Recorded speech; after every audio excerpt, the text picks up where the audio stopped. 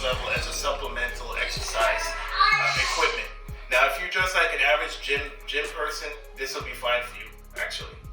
But for me, this is a supplement, you know, so it goes along with the routine of whatever I'm doing.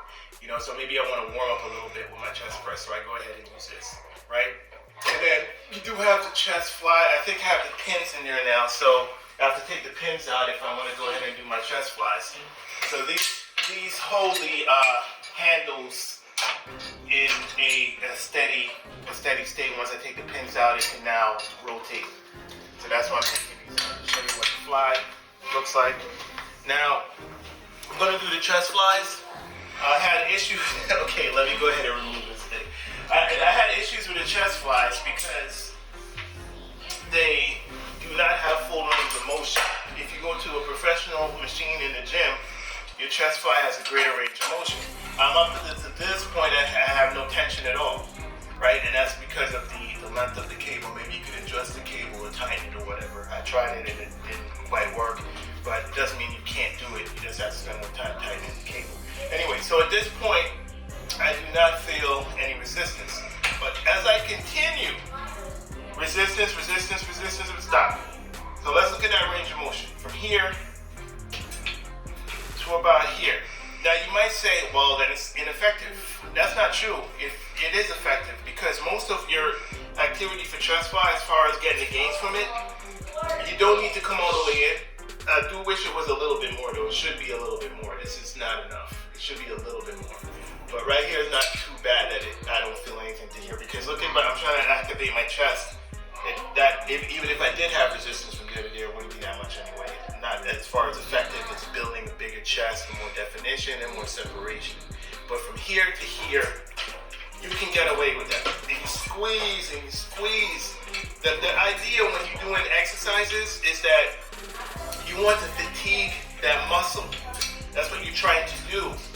So you go until you fatigue the muscle. And you try it, and like let's say I do it and I can do 21 reps before I'm fully fatigued. That means that, okay, I need to up the weight. And you keep upping the weight until you can only do, let's say 12 to 15 or 8 to 15 around that range, right? 8 would mean that you're doing heavier weight. We're talking about your maximum. You can't do anymore. Someone came to you and they were like, I'll give you $1 million if you do 2 more reps. And you still can't do it. That means that is your maximum. All right, so I went over 2 exercises. Let's get the ball rolling. We got a couple more. Tension. And again, you do it under control, you get time under tension without resting that muscle. The muscle's not resting while you're getting your 8 to 15 reps. It's not resting. Okay, so. I like this machine. Yes, okay, let's talk a little bit later. We're talking to a lot of people. No, not right now, buddy. Let's talk later, okay? So let's talk about, come on, buddy, you need to be good, okay? Just stay on the good list. All right, let's go. All right, so let's talk about triceps, okay? I'm going to talk about the tricep exercises. I got distracted. Just trying to remember what it's called. The tricep push down, right? So basically, you push down. You're trying to keep your body straight, and you come down right here. It's almost a full lockout. You do not fully lock out because that's how you destroy your joints. And we want to work out for the next 40, 50 years. We don't want it to be the next 3 years or whatever. And you can't do the weight you used to. So you go ahead and you time under tension. This is too light. If this was my actual set, I would be going a little bit heavier.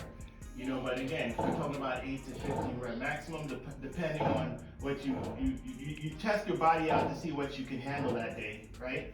Maybe you get a good day where you can handle heavier weight and you feel pumped up, and because you've taken all your pre-workout and your supplements or whatever, and you had a good night's sleep before, so you go really heavy, and then you get your 3 to 4 sets with your heavy 8 rep maximums, and you're gonna get some killer gains like that. You will. That was triceps. there's a lot you can do for triceps, man. There's a lot. If you're creative or you know what you're doing, you can come down like this. This is the overhead rope tricep extension. Again, triceps. You go ahead and get that nice full stretch. It feels so good. And that works a different head of the triceps, by the way. So if you're like, well, why do I do this if I already did the triceps push down? It's because of the angle. And you work a different area of the triceps. So you get a better build on your body, you know, more well-rounded build. You can come down here if you want to work your biceps, and let's go ahead and pull up, right? You get your bicep curl, right? So it kind of looks like I'm advertising this machine here because I've already done so many exercises with it. And you have different attachments, right? This just happens to be the attachment I'm using, and it's up to which part of your bicep or which part of your muscle you want to work out, because they all do different things. I'm going to show you this later. You know what this is? This is for your lat pull down. I'm going to show you that soon. But I wanted to show you another back exercise since I was on the lower pulley. Another back exercise you can do. And again, if you want to get a workout, you will get a workout. If you really want to get a workout, you will. What I do with this, if you look at my foot, my feeding position, where I put my foot, I put it right here to brace myself, right? Because I usually go a lot heavier. And this is also another awesome exercise you can do with this machine. These are your cable ropes, right? If this is like, let's say, maybe another thing you can use is you can put your feet right here. Another place you just go ahead and you just squeeze right here. When you get to this point, you squeeze and you hold it for a little bit, right? And you be like 1, 2, 3. And I kind of feel in this position right here, I feel my traps a little bit. I feel my upper back. This is really the middle back that I'm working with. All of these areas that I mentioned. Upper back, I feel all of that, all inside. When you look at some of these guys that are jacked and you see all of those, all the definition in the back, they hit the back from so many different angles and so many different exercises. That's how you do that. So let's get back to the pull downs, right? Let's get back to the pull downs. So we're talking about back now, right? We got the front, we got some with back. All right, so again, this is the back pull downs. You know about this. You do about a medium grip. They said a medium grip is the most effective. And you want to come down to like the center of your chest right here, right in the middle. That's how you get the most bang for your buck. And you squeeze, and you try to pause a little bit when you come down. So you come down and you go pause, back up. Pause, back up. So in other words, it's better to do this and pause a little bit than to go straight out as much you can do, but you're like going like this, and the weight's pulling you back. You come down again, the weight's pulling you back, and it's like a rocking motion. You don't want the rocking motion. Okay, I'm not saying that doesn't work. It does work, but it's more effective if you just do that. So maybe you go 10 pounds lighter.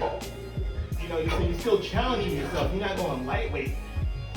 You go into your 8 to 15 rep maximum, right? That's one way of doing it. Another way of doing it is this way, and so you adjust your form. The back is a really big muscle. So since the back is such a big muscle, it could take all of these different exercises. So you should have a dedicated back day in your routine, right? And that back day doesn't mean that you can't do another muscle group, but make sure that you really, you might, but let's say like a biceps, you might only have 2 different exercises for your bicep or bicep day. But the same day you do bicep, you're doing back, you want to do 4 exercises, 4 to maybe 5 if you're crazy like me. If you're crazy like me, then 5 exercises for the back. All right, so we went through a few different cable exercises for the back. we talked about some exercises for the chest based on this machine. Oh, I wanted to show you. I wanted to show you another exercise for the. This would be on chest day. Another exercise that we neglect a lot is this for Cerritos. This exercise right here is actually not a tricep push down. This exercise is a straight arm pull down kind of. But the reason why this exercise is effective, or what it's good for, is you have these little ridges that are under your armpit, close by your chest. It's like these three things right here. That's like three things. That's what it looks like. If you look at the comic books, you look at all the superheroes, they all have this stuff right here. This is what 90% of the population, you'll never see this on people. Those are, it looks like three little check marks on each side. And it's like corresponds to, I feel like some bones there. But yeah, it builds that area too. So we're talking about completeness, a completely well-rounded physique. Another thing you could do with this too, you could do shrugs from down there. But again, I like this machine because of the versatility, because of how many different kinds of exercises you can do. If you're creative, bicep curls from the rope down there. If you're creative, you can get and disadvantages to the heavier weight at the bottom. The advantage is, as I mentioned, is if I'm working legs for leg extensions, it's perfect because I'm not going to max that out. It's too heavy. The disadvantage is if I try to do lateral side exercises or anything for my heads right here, my shoulder heads, my deltoids, it's going to be an issue because the lightest weight here is 33 pounds. 33 pounds is too heavy. I'm going to show you. I'm going to pull out the pin, and I'm only going to use one weight there. If I go like, I can't even do it. It's too heavy. It's too heavy. So that's the disadvantage, is that you can't do lateral raises on this machine. I think that's actually a very big disadvantage. And that's why I also said that this is a supplemental machine. It would never be my main. But that all being said, I'm glad that it's here because it does have its use cases, as I just showed you. Going back to a system like what we have over here, and what I told you, the first thing you want to get is a half rack or a full rack, is because of the versatility. The half rack or full rack, if you're a creative person, or if you're just paying attention, and we get a close up on this right here. This is a pulley, and you can get them from Amazon, and they're about $90, $80, what have you. And you can do the same thing that I did over there with this machine, but you have more versatility. It's smooth. It's not gonna. You can't even hear it when it's being used. There's no resistance. It's on the wheel. There's no resistance. It's very easy to set up. And there's two sides. There's a side you attach the weight to, and then there's the side that you attach your handle to. So I'm going to go ahead and attach a weight here. It comes with these pins, right? And you just slide the weights on top of the pin and slide all the way down. And the weight capacity of one of these things, it's a lot. It's like 1,000 pounds. I don't know exactly what it is off the top of my head, but again, it's more than you're going to need. If you think of the equipment you use in the gym, it's more than you need. It's more than what you're using in the gym now. So let's move this one over. I'm going to use this one to show you what I'm talking about with a low, using a low pulley, or if I'm trying to do lateral raises. So this is basically, this is the pulley that I just showed you on top, but right here is the connection to a second pulley system, right? I connected it here, and on the bottom is the strap. If you get a close up on this, it's the strap that's connected to a second pulley. So the line is going from this lower pulley to this connection here to the higher pulley to my weight. So this is 10 pounds, which is quite heavy. Yeah, you're gonna get that. Maybe I'll connect it to the one over here. This one is in the center. We'll probably go ahead and do that. So the only difference is it is kind of crude. It doesn't look as polished as like a gym that already came with a pulley system. However, the effectiveness, which is what we care about effectiveness here. The effectiveness is where it needs to be. It is effective. So if I want to do my lateral exercises, like I want to do, this is a rear lateral raise, right? Boom, and this is very heavy. This is 20 pounds. Very, very heavy. So I can, and if you listen to it, you don't hear anything. This is smooth. It's like the gym. It's smooth. No issues. No no bad resistance where I'm staggering and then the cord is fraying or whatever. None of that. It's very smooth. Right? So you can be creative and position this low pulley system.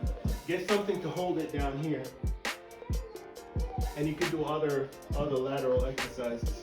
Exercises that require less weight. You can also use this to do your flies, your chest flies, and other exercises like that. So just with a half rack and some pulleys, you can get so much done. You don't need to go to a gym. With the equipment I just showed you, you don't need to go to a gym. So I'm gonna move on really quick to my cardio. I know the video is taking a long time, but I do want to give you guys a full idea of what you can do and how effective you can be. This is the Bowflex Max, and it's one of my favorite pieces of cardio equipment. As you age, you want to do cardio that's low impact cardio. The high impact cardio is very good for you without your burning muscles, taking charge, and without the time you're taking for your body to burn no fat. And the time you're taking your body's taking repairing itself when it's done is time that you won't be able to lift heavy weight. You can't lift the next day because you went out 183 miles. This, if you do 3 miles on this, you can come back the next day and do 200 pound squats if that's what you want to do. No issues. And this is set up in such a way that a lot of programs are interval programs. So it'll start off like this, then a bell will ring, and it tells you to go quicker. I want to show you an example. So the bell rings, and it shows which level you're supposed to be in. How far fast you're supposed to go to get to the lit LED section of the screen. If you can get a close-up of the LED without tripping, I know there's a lot of weights and things here. There's a lot of things apart. They can see this right here? Okay, so this pointer is supposed to get here. And then it's switched again, and it says, okay, now you don't need to go to your high endurance or fat burning. You can take it easy for the next 70 seconds while you regain your energy. Okay. So this is a 14-minute interval training workout. I'm gonna stop it. I'm filming the video. But yeah, this machine. It's another good machine to have for a workout at home. Yes. It's a Bowflex Max Trainer, and I recommend this for just about everybody that's working out because part of your working out involves cardio. You should have cardio involved in your workout. As guys, we like looking big, we like having muscles. It's true that the more cardio you do, it'll take away from your muscle gain in the sense that if you do too much cardio, and then by normal cardio, I mean like maybe running outside or doing some of these classes where you're jumping around and doing stuff like this, while you do get the gain of reducing calories, cardio reduces calories. Cardio doesn't just burn fat, but cardio doesn't burn muscle either. Let's get that straight. Cardio reduces calories, overall calories, right? Now, you see a lot of people that do a lot of cardio and you look at them and they're slim, they're skinny, and you're like, well, I'm not gonna do cardio because I don't want to be skinny, I want some muscles. If you want muscles, you should be lifting weights, right? So when you do a lot of cardio, it shocks your central nervous system, and it makes it harder for you to lift as heavy as you would before. So the cardio in and of itself is not burning the muscle, but it makes it harder for you to lift the weights because your nervous system's already taxed, so you can't lift as heavy. Since you can't lift as heavy, your muscles don't get as big, right? So, but that's where a machine like this comes in. Because when you use a machine like this, a lot of the cardio is your body trying to rebuild the damage that has been done to it by heavy impact movements. Like stomping your feet, you can stomp your feet, you do that long enough, you're gonna get some joint pain, some pain in your ankles, some pain in your kneecaps. Your calf is hurting a little bit. You know, these areas are hurting. And when you try to come back the next day to do a leg press or what have you, you can't do it because those tissues are still healing from the cardio damage that's been done the prior day. So you're actually pressing against damaged tissue. So your body's like, you are crazy. There's no way we can do this. We can't do it. No. And because you don't get your heavy leg press in, and if you do a leg press, you're doing half the weight you usually do. If you're doing half the weight, you're not going to build a big muscle, right? That's where a machine like this comes in, because you're not damaging your joints or your ligaments. You're not having that heavy pounding movement on it. You're still getting the benefits of the cardio training as far as the cardiovascular system, the ability of your body to transfer oxygen to the rest of your muscles, and the efficiency of your body to burn calories to give you energy. So you're still getting that from this machine, from the cardio exercise. So everyone should have some form of cardio, but not the heavy impact cardio.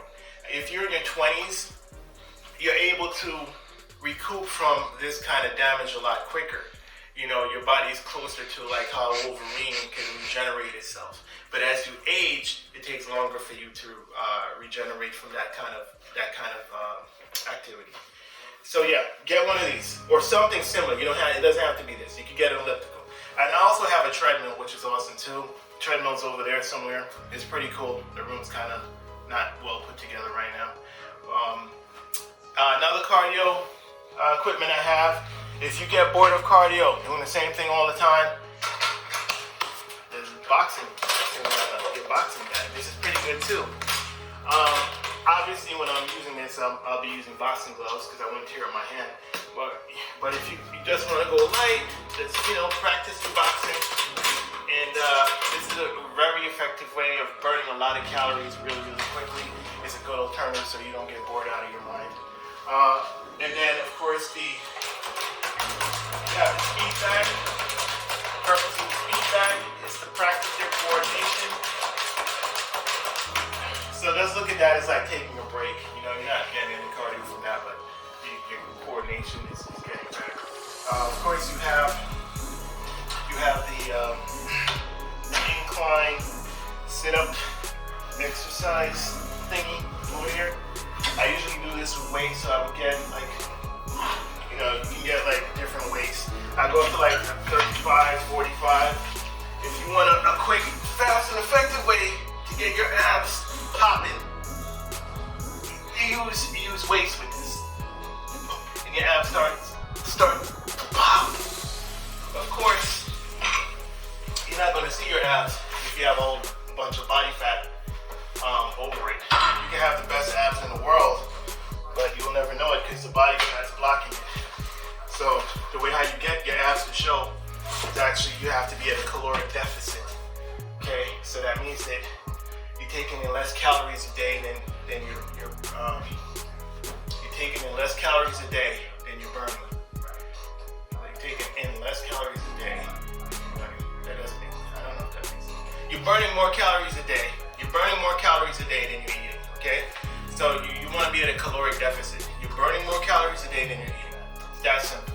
So what kind of foods should I eat? What's the best foods to eat to accomplish this? Experiment. What works for you? What do you like eating that is still healthy for you? You have to also remember, if you're at a caloric deficit, your body still needs nutrients because you're working out. So your body's starving. So what you want to do is you want to make sure you're getting all your vitamins and minerals that you need. Supplement a little bit with protein. You don't need to go overboard, but supplement a little bit you know, the three portion meal. You know, you have your protein, your carbs, and your starch. Carbs are not completely bad for you. Carbs are good for you. You know, so rice and all those things are good for you. The issue is when we overdo it, but the biggest issue that we have is the overall caloric balance, where we eat more than we need to. That's really what the issue is. So that's the biggest thing. So if you can find a way to make yourself feel satiated, so you feel full anyway, but you're still at a caloric deficit. That's the goal. You want to feel full and still be at a caloric deficit. So we're probably talking about high protein foods, high nutrient-rich foods, because those foods make you feel full.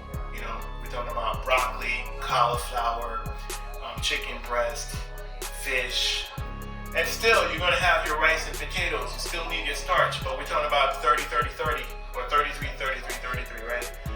Percent. So you want to have a full diet that has all the nutrients involved in it. So I talked about a few things over here. Let me quickly, I'll show you two more pieces of equipment really quick. This is right here, good bang for your buck. It's one of these pull-up bars, and I'm going to show you 3 quick exercises you can do with this. Let's say you press for time, you want to do a half-hour workout, but you want it to be crazy good. Boom! Oh, that's good. You got your pull-ups right here. Make sure you get good form on your pull-ups, by the way. Then you have your dips.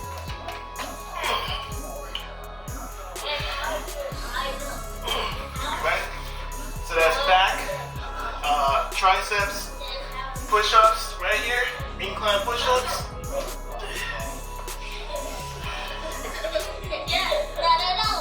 Range of motion. Then you have your vertical knee raises. I'm just showing you how many things you can do with a small piece of equipment. So many exercises.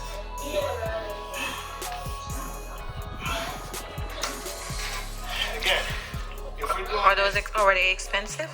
no, really good question. Something like this pre-pandemic, this is probably like $110 or something pre-pandemic. Right now, they want to get it. It's still below 200. For something like below 200. They have ones that are a little bit more padded, maybe 230. It's definitely worth it. If you use it every other day, it's worth it. You got your treadmill right here. You get a book or you get an iPad, you watch your video, and you walk, and you can open a window. Put your treadmill someplace where you're enthused to be there. You want to be there. Do things to your room. Get some light in your room. Make this place conducive to working out. Again, we have to clean our room up. We have kids. So you look over here. This place is conducive to me working out. There's a TV there for the days when I don't want to listen to music. 9 out of 10 days I'm listening to music. So would you say this is you want to have a workout room in your house, so that way you won't be too lazy to go to the gym? Yes. You want to make it in such a way that you enjoy working out, right? So whatever your thing is, you play the music you like.